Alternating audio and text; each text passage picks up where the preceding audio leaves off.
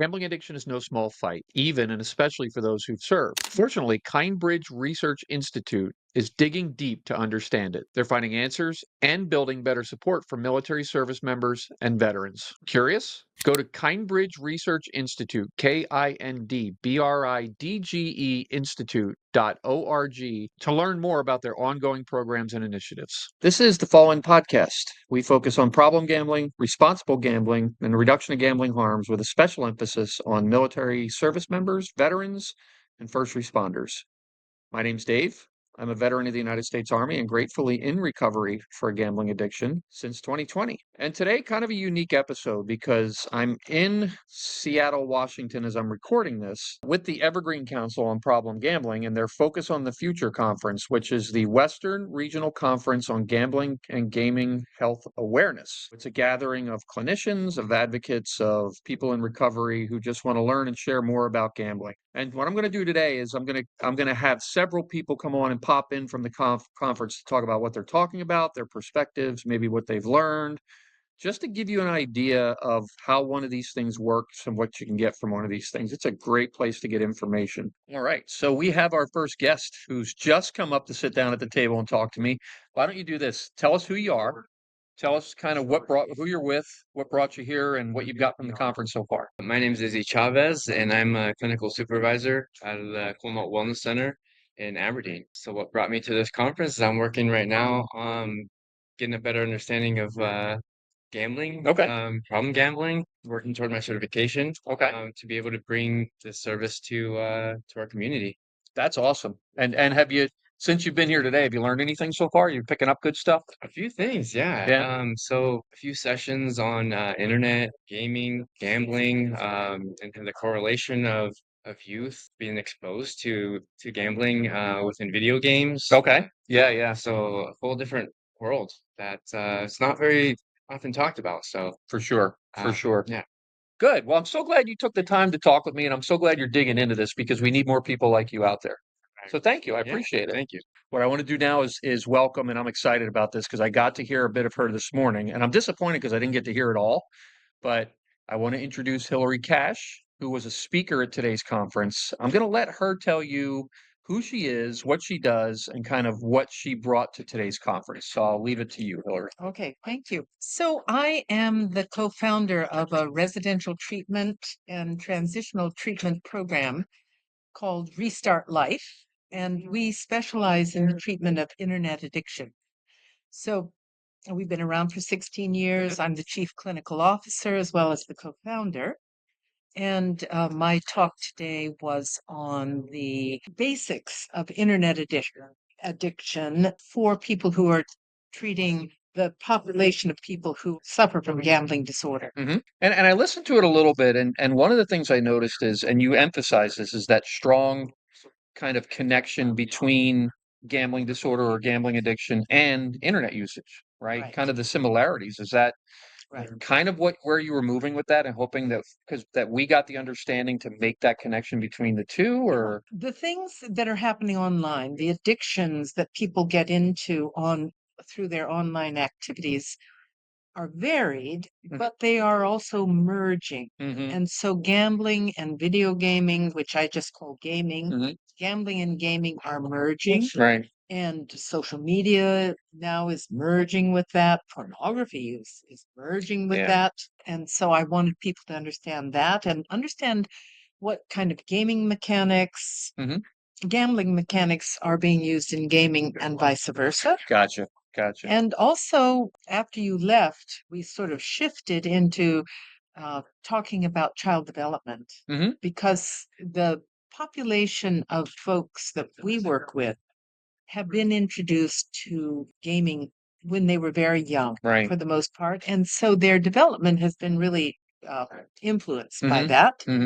And they are definitely different in their personalities because of all of this from traditional gamblers, for sure. Okay. And I wanted people to be able to understand and appreciate that. And Sure. so many of it's sort of like the up and coming population that's going to need treatment Okay.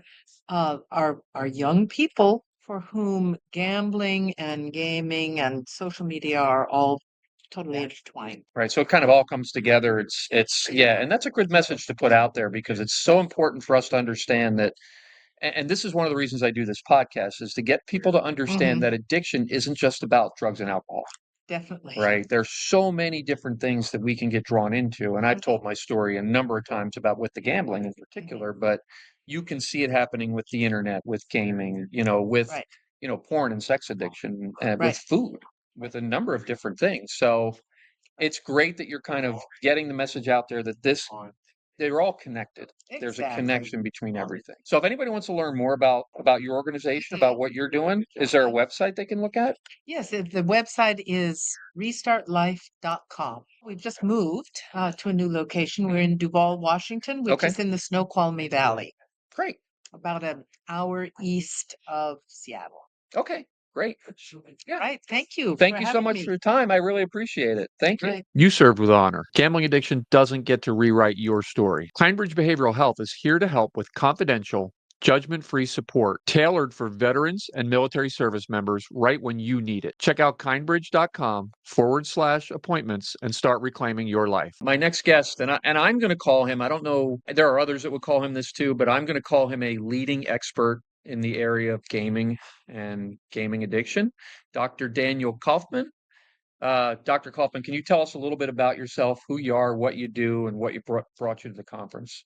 Sure, yes. So I am currently the Director of Gaming Services at Kindbridge Behavioral Health, and I also do program development for them as well. So my goal in those is to anything that has a game or gamified aspect to it, we build treatment programs around, and I educate the counselors to pursue different certifications. A lot of the ones from the IPGGC, I'm the former board president. I did that for 1 year, and I'm currently on the board now. And so I believe very strongly that the International Gambling Counselor Certification credential is really impactful for helping the field of counseling and counseling professionals to be able to have educated, competent conversations with their clients who do gamble. That was very important for me early in my treatment career that I found that credential because of the work I was doing in Florida, and it changed the trajectory of everything I do today. And so I really do believe in the certifications by the IPGGC. So I help Kindbridge build training and supervision and online CEU components around that. I'm also an associate professor. I teach practicum and internship at Grand Canyon University in Arizona, and I also teach research methods and counseling theories throughout the entire calendar year. And I write books and do podcasts, and I am a Twitch partner and YouTube partner, and I'm always playing video games and talking about the psychological side of being a video game player.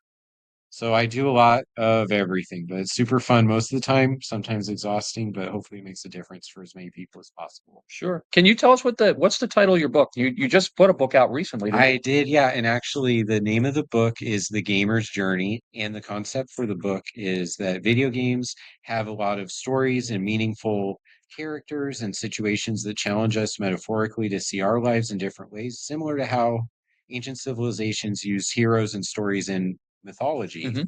And I have grown up as a video game player, and video games started to become more cinematic during my childhood. And I also love mythology, ancient Greece and Egyptian and Norse gods, and all these different imaginative things about how the world is the way it is Mhm. and how societies build their ideas around it. And then as I start doing college and grad school, my ideas start to get more intellectual as well. And I still love video games. So I go to class, learn how to be a counselor, talk about CBT and talk about person-centered counseling and existentialism, and then go home and play a video game. And video games would have mental health and psychology themes too, like overcoming trauma, Sure. empowering yourself. And it just became this hodgepodge of psychology ideas that were inside me at all times while I was learning how to be a counselor and help people. Okay. So the book is me taking the stages of those mythological stories using video games, but explaining them in a way that build people up and help them find the best version of themselves in their mental health journey through life. Fantastic. What an amazing way to do that too. By the way, I want to backtrack just for a second, and I do want to say thank you because for my own gambling certification. You were the board president who signed my certificate Oh, and helped me to get through there. So I appreciate your help with that. yeah, And yes, so cool. I feel it's super important for us to get more of us who understand these addictions, whether it be gambling, gaming, et cetera. So kind of one last question. What brought you here to the Focus on the Future today? What were you here to talk about? I just did a pre-conference workshop where I talked about the overlap between video games that use gambling mechanics in order to create the gaming experience.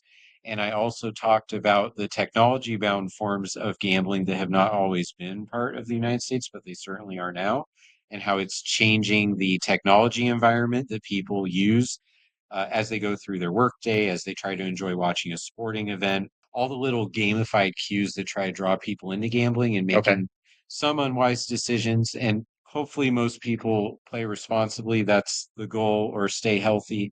But we're in this conference acknowledging that a lot of people that we help have made some unwise decisions, hurt themselves and hurt others in their lives with those choices. So technology is all around us. We use it. Look at us. We're recording a Right. podcast right here in the event, right? Yeah. Technology can be a wonderful thing if we use it that way.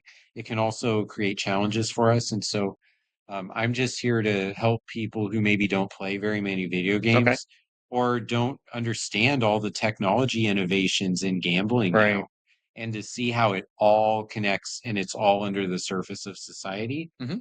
Because we really are trained throughout all the ages of our lives to react to information a certain way, to hear sounds and prompts and cues, and to feel like it's okay for us to play things until it's Right. not. Right. So I'm here to just help counselors who maybe don't play a lot of those exact things to understand what it's like to play them and then add that to their therapy approaches. To be able to better help people. That's right. Absolutely. Well, as somebody who works with Kindbridge and has seen your work firsthand, you're doing some pretty amazing things both with Kindbridge and outside of it. So I want to thank you personally for that. But also want to thank you for sitting here with me and kind of educating us on what you do and how important it is. If any of your listeners wanted to connect with me, you can do that on any of the social apps, whether it's LinkedIn or Twitch or Instagram. I'm always at Dr. Gameology. Dr. Gameology, there you go. Yep. Look him up. Look up his book too. Dr. Daniel Kaufman, thank you so much for taking the time to sit with me. I really appreciate it. Thanks so much. Next up, very, very, very important guest, somebody who got this whole thing off the ground, Focus on the Future, the executive director of the Evergreen Council on Problem Gambling, Maureen Greeley. Hi, Maureen. Hey, Dave, it's exciting to be here. It is exciting, and this is now my third Focus on the Future conference. And each time I get to see a little bit more, I meet more people, I see just how deep you guys dig your heels in to do this stuff. Can you give us a little bit of the history of this conference, kind of where did it come from? How has it developed over the years? How's your focus changed? Things like that. Absolutely. So I think it's been like my 18th or 19th Focus on the Future conference. We started in 2007. Mhm. And we held our first conference at the University of Washington because we fortunately had, I hope somebody you'll get to talk to later. Now, Dr. Ty Lostetter was a graduate student at the time, and he helped us pull together our very first ever conference for the Evergreen Council. Really well attended, people excited to get the opportunity not only to learn, but to network and to come together and to meet other people, peers in their field, who were having the same questions and the same issues and challenges and successes to share. We started that year and we called it Focus on the Future because we actually focused on youth and gambling at the time. So it was all about what's the future look like for our youth. But that name for the conference kind of resonated with everyone. So we just kept it. Mhm. And we've changed over the years. We've expanded. It's always been a multi-day conference. It's always been a multi-session conference. So people have options for if you're really interested in learning about recovery resources, there's something for you. If you're in the gaming industry and want to learn about responsible gambling and gaming initiatives, there's something there. We do different cultural aspects. Mhm. And Focus on the Future is one of two major conferences that our council Right. produces every year, which is, I think we're the only council in the United States that does this. But in the spring, we offer Focus on the Future. And in the fall, we offer Four Directions, Right. which has a lot more culturally based, Okay. looking at what are traditional practices that may not be considered Western evidence-based practices, but have stood the test of time over Okay. centuries Yeah. for different cultures, because we recognize that there's a lot of good out there. We all want to learn about motivational interviewing, about CBT, about all of the resources that are available, but we really need to have a better understanding of how do we use those tools with different populations. Right. Whether Right. it's the Asian American community, whether it is the Latino Hispanic community, women, gender specific, LGBTQIA, Mm-hmm. veterans and active duty military and their families. And Right. that's another area that we find really, really important. What are we doing for the families? Right. It's Yeah. so important to make sure that resources and treatment are available for any individual who is impacted, whether they themselves are having problems with gambling or whether it's because they're at home thinking they're going crazy because they don't know what to do because someone they love is in the throes of a disorder or an addiction. Right. So those are really keys to kind of why we do Mhm. what we do and why we bring people together. Okay. Well, thank you for all that. And that was a super cool explanation because one of the things, and I'll tell you this, right? Last year at this time, and I'll say this for everybody here, last year at this time, Maureen came to me and asked me if I would consider serving on the board of directors for this council. One of the reasons I immediately said yes to you is because of what you and this council do, right? Yes, you have a heavy focus on clinicians, you have a heavy focus on, understanding the addiction, but way beyond that is you expand out to include so many different populations that are impacted differently by the addiction, right? You mentioned it yourself, whether it's, the Asian communities, Latino communities, whether it's LGBTQIA communities, whether it's the one that near and dear to my heart, military veterans and first responders, and the work that you do in all those areas is absolutely amazing. And among all the different conferences that I go to, it's amazing to me how much I pull from your council and what you do that I share with other councils in terms of, well, here, and I'm not saying one's better than the other. There's not a comparison here. Everybody does different things. But there are so many things that I like that you're doing that I try to share with others to expand it outward because it's so impactful. I feel it's an honor to be able to serve with you and with your group, because you have an amazing team as well. Can you talk about this year and what your impressions are? I mean, it's only day one, it's only pre-conference, right? But what are your impressions so far? What are you getting from it? Well, we're already getting great feedback from folks. We've had some wonderful sessions already, and like you said, it's just day one on ethics, on internet, the convergence of gaming and gambling, Right. particularly as it impacts youth, but everyone. I mean, we often think of youth when we think of the internet, but when we think of video games and the internet, if you think back, Pac-Man, if you think back to the first Xboxes and Right. Nintendo, what are the ages of those people now? Right. They're not youth. No, they're more my age. They're more our age, absolutely. And so we have to remind ourselves Mhm. that we're dealing with human beings across a continuum and disorders across a continuum. Right. So we're hearing great things right now. I just came out of a session where we're doing what's called a World Cafe, Mhm. and different groups move around the world, around the room. And in one area, they're talking about cultural ecosystems and how that impacts what we do. Right. In another, they're talking about outreach and awareness and how do we get better at Wow. doing that. In another area, they're talking about integrating services, which is something we've fought for years. Mhm. Lots of things and lots of funding for substance use disorders, Right. Yeah. not so much for gambling disorder. Across the board. So how do we get a seat at the table? How Right. do we get a voice once we get a seat? And then is anybody going to be willing to share a piece of the pie when it comes to the funding, which then it becomes more of a territorial issue. Right. Right. So that discussion's going on in there. So, and our own, you said our staff, we have an incredible team. 3 of our staff members are in there Mhm. helping to present Wow. on these topics, as well Amazing. as people from the Native American community and people from other treatment.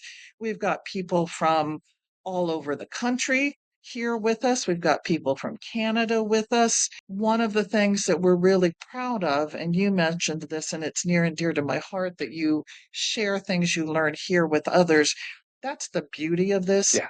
We're in this to help people. Ultimately, the goal is take it, use it, make it something that can help people wherever you are. So we're really proud that our colleagues from across the country, from other councils, from other state agencies, also come here to our conferences for the very reasons you said. So. Exactly. Now, and I'm only going to kind of brush the surface of this, and this is because Maureen and I are going to do another episode very soon, and it's going to be a one-off episode where we're going to talk exclusively about military service members, veterans, and some of the initiatives that are happening there. But can you just very briefly brush on the surface of some of the new, innovative, creative, amazing things, and we'll give the website out so they can look at more, but if you can just give a brief introduction, that would be great. There are things that animals can give to us and share with us that help our heart rates go down, that help our mental health, that just that unconditional love that we know somebody cares about us, even if it's a four-legged furry somebody. This is all to lead into a program that we launched last year called Healing Animal Adoptions, where if you symbolically adopt a service dog or an equine therapy, right now, those are the two we have. We're branching out. We're going to be bringing Benjamin Bunny to us in the future. These are service animals that help anyone with mental health issues. The service dogs we know really well with our service members. Right. Service dogs and service members go together. Right. And so we have partnered with here in Washington, Northwest Battle Buddies. We would like to partner with veterans organizations across the country to bring awareness to the fact that service dogs can be great mental health therapy tools. Right. We want to introduce them as well as our equine therapy program, which if you've never had the opportunity, I mean, most of us know the joy of loving a dog and being loved by a dog. If you've never had the experience of being with an animal that's 2-3 times your size, has incredible strength and yet is so gentle. And I will say right here, I have a heart condition. My heart always races fast. That's just the way it is.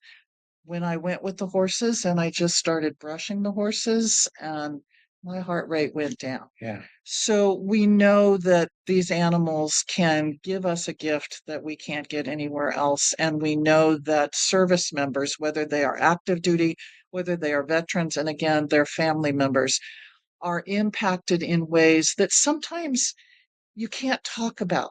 Right. Service members have been through things that those of us who have not been there will never fully understand. It's about being seen, being felt, being heard without feeling like you're being forced down a path. Absolutely. Or judged. Right. Exactly. We're going to talk about this a lot more, and thank you for sharing that, by the way. So we are going to do another episode where Maureen and I are going to talk in depth about this program, maybe even share a few videos if we can. But in the meantime, if people want to learn more about this conference, learn more about Evergreen Council and some of the initiatives, where can they go? 2 places. In general, any of our programs and services you can find on our Evergreen website, which is evergreencpg.org. Evergreen Council on ProblemGambling.org. And then the Healing Animal Adoptions you can find there. You can also find them directly under HealingAnimalAdoptions.org. So 2 places you can go to find information. All right, HealingAnimalAdoptions.org and EvergreenCPG.org. Maureen, thank you so much for taking the time, and I know you're super busy, and I just appreciate you jumping out because during these conferences, and I've been to a number at all these conferences I go to, the people that run them are just nuts trying to get things done. So I appreciate you taking a few minutes to talk with me. Gambling addiction can impact anyone, anytime, but military service members and veterans are about twice as likely to develop this addiction. Fall In, a veteran with a gambling addiction, tells my personal story of struggle with gambling addiction and the help and hope I found that saved me. I share this story to raise awareness about the very real dangers of gambling addiction and to send a message of hope because gambling addiction is treatable and there are people who can understand what you're going through. Fall In is available in paperback and ebook at at Amazon.com and BarnesandNoble.com. And now it's available in audiobook format on Audible, Amazon Music, and Apple Music. Joining me now is the communications manager for the Evergreen Council on Problem Gambling, Rob Maya. Hi, Rob. Hi, how are you? Good, good. I'm glad you could make it here. Tell us a little bit, Rob. Tell us what you do with ECPG, and then tell us kind of what you're doing with the conference and how it's going. Rob Maya, I'm the communications manager for Evergreen Council on Problem Gambling. Have been in this seat since 2019. Had actually been a contractor with Maureen going back to 2007. So I've been with the council for a stretch. In fact, it's part of the rebrand back in 2007. What do I do for the conference? Yeah, what are you doing today? Like, like you just came out of a session now, right? Right. Kind of, can you tell me a little bit? What did you guys talk about? What was Sure. the general topic? We did kind of like a roundtable helping organizations with gambling programs to basically improve it. How can we as a community help them to expand their programs? It's basically it. So it was kind of a hot seat of 4 tables, and great conversations were had, and we had some talking points that we left with, as well as some next steps. So it's been great. Awesome. Do you like what you do with Evergreen Council? Oh, I love what I do. You know, I met Maureen back in 2007. Yeah. Came in as a web graphic designer, as well as a marketing professional. Picked up odd contracts here and there, and I mean, I came on board in 2019, so it's a very long circle. Right. But right. was able to close that way. All right. Well, listen, thanks for your time. Appreciate you sitting down with me for a couple minutes, and have fun with the rest of the conference. Oh, thank you. Thank you for what you're doing. All right. Thanks, Rob. So with us now, the Deputy Director, the Evergreen Council on Problem Gambling, Tana Russell. Hi, Tana. Hello. Thank you for having me. Thanks so much for being here. Walk us through kind of where you came from, what brought you to the Evergreen Council, and then, of course, what you do with the council now. My degree is in criminal justice. I was a parole officer for 5 years, which you probably didn't know about me, did you? That I did not know. I worked for the parole office for 8 years, first as an officer for 5, and then as a counselor for roughly 3 years. It was an interesting dynamic, small town, same office. So we kind of had to do a little juggling between counselors so that I didn't end up treating a client I had previously supervised. Oh, okay. Which was okay. so fun. Yeah. Anyway, that's where my drug alcohol counseling started. Okay. And I specialized in tobacco, moved to Washington in 2015. And that's where I picked up gambling as a specialty. Nothing glamorous about how I got into it. I was the only person on staff who specialized in tobacco. Another staff member was the only person who specialized in gambling. So anytime one of us was out, we had to cancel groups and services for the clients. Yeah. We cross-trained so that we could continue to cover those programs for the clients. Gotcha. So nothing glamorous about how I got into it. I'm not in recovery from gambling. It wasn't even a thing in my family, which was weird. I Right, never stepped right. foot in a casino. Now I'm in casinos all the time. Yeah. But I had to learn that stuff. Yeah.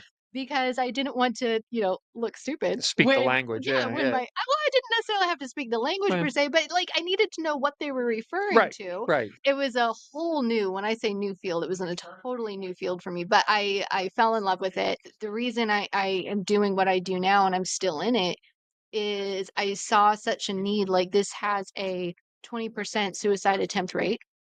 Problem gambling, gambling disorder has a 20% suicide attempt rate. There are too many people dying from it for me to just up and quit. Right.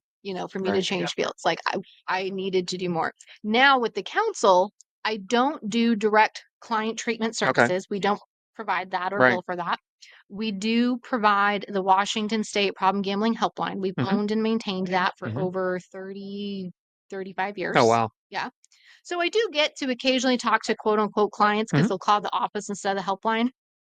I try not to be a counselor, but sometimes those calls are like, it's hard to avoid. I mean, my heart goes out to what they're dealing with. And I'm the first person who knows a clue about what they're talking about. Right. So it's fun to still be able to know we're helping people. But mainly my role now is administrative. I train. We do the basic training for counselors. So we train counselors, we train admins, we do casino training. So we actually go into casinos and train the whole staff what their responsible gaming policies should be, as well as what is problem gambling, how to respond to that. Because the staff, they hear someone say, I just lost my rent money. They're concerned about that. Yeah. And they don't know what to do. Right. Right. They don't know why that's happening to people, but they're seeing it. So that's where we come in. Yeah. And one of the things I know about you in particular and what you bring to the table with this council is the training element because Mm-hmm. you're developing training that's actually being used beyond the borders. I mean, Yeah. in terms of standardization Yeah. and Yeah. training peers, that sort of thing. Can you talk a little bit about that? Some of the programs that you're Yeah, working and on? honestly, I have to give credit to our partners on a Mhm. lot of that. Dr. Wiley Harwell just came in. He has worked with us. We started working with him and Dr. Lori Rugel Mhm. during the pandemic. It's probably been 5 years ago now, Right. on creating a somewhat standardized gambling counselor training Right. program because across the nation, it was all over the board what Mhm. people were training the Mhm. counselors. And some of it was based on research that's been outdated for 20 years. Right. So, Right. like 75, 85% of the research in this training curriculum is from within the past 10 years. Okay. So, we're constantly keeping it updated. I got to give credit to Wiley and Lori for that because they're the ones who train it even more often. I train Yeah. it twice a year, but they train it even more than that. Right. So, they're constantly updating the data Mhm. for us to keep it up to date and try to give some sort of standard across the country so that Right. all new counselors entering the field are well equipped. Comes with workbooks and worksheets, so Right. it's not just the information. Like we Right. give them a whole toolkit to get their That's program fantastic. started. Yeah, That's fantastic. yeah. A lot of time, I spoke with Maureen about this earlier, is you Mhm. guys, one of the things that I really like working with this council is how diverse you are in terms of different groups you work with, different Mhm. approaches you take. You are anything but a one size fits all approach. Do you see that expanding even more in the future? What do you Yeah, see? How do you see this moving 100%. forward? Yeah. We are a team of between 5 and 6 Hmm. usually, Hmm. right? Right now we're 5. It doesn't matter who our team members are, what their background is. That's never going to be a very diverse team because it's 5 Right. people. Right. So, one of the ways we over try to overcome that is through our community advisory committees, Okay. which is a mouthful to say, so I might stutter it. But we have an Native Indigenous Hmm. Community Advisory Committee, Latino, Latinx Recovery Community Advisory Committee, which Dave is on, by the way. And then we are now looking to start this year a Black Community Advisory Committee and military veterans. Every year we try to add one, basically. Okay. So over the next coming years, we're also looking to add one for youth and young adults. The counselors who come and what they say their clients are, the needs of the community are kind of driving which is the next group that we need to do based on what people are asking for. Right. We are working with one organization that serves Asian communities. We've just recently gotten like a 5 or 6 page document in English translated into Japanese, Tagalog, simplified Chinese, traditional Chinese, Korean, Vietnamese. Wow. So we're getting that now Wow. translated, reviewed Mhm. by gambling treatment specialists who speak those languages. Native language. Yeah. Right. To Yeah. also review it to make sure that when it was translated by the professionals, they didn't translate something like problem gambling into the equivalent of pathological gambling, but in that language, right? They got to review it to make sure no Right. stigmatizing language got Right. in there in the translating process, make sure any expressions were done correctly. Okay. We're working with our military base to do a training coming up. Wow. Great. We're doing adults 55 plus. Nobody can agree. Are we doing seniors? Are we doing older adults? Are we doing elders? Nobody's like, let's just do adults 55 Just plus. pick an age line and go. Yeah, I mean, I don't know that anybody has a strong opinion, and some have very strong opinions. Right. So Right. Well, as an adult 55 plus, I'm okay with that. you're okay with that? Good, good. Well, all right. So I'm not going to press you any further. All I want to say is I'm super impressed with what you guys do. Keep doing the Thank work you. that you do. And thank you for sitting here and talking to me. I Absolutely. really appreciate it.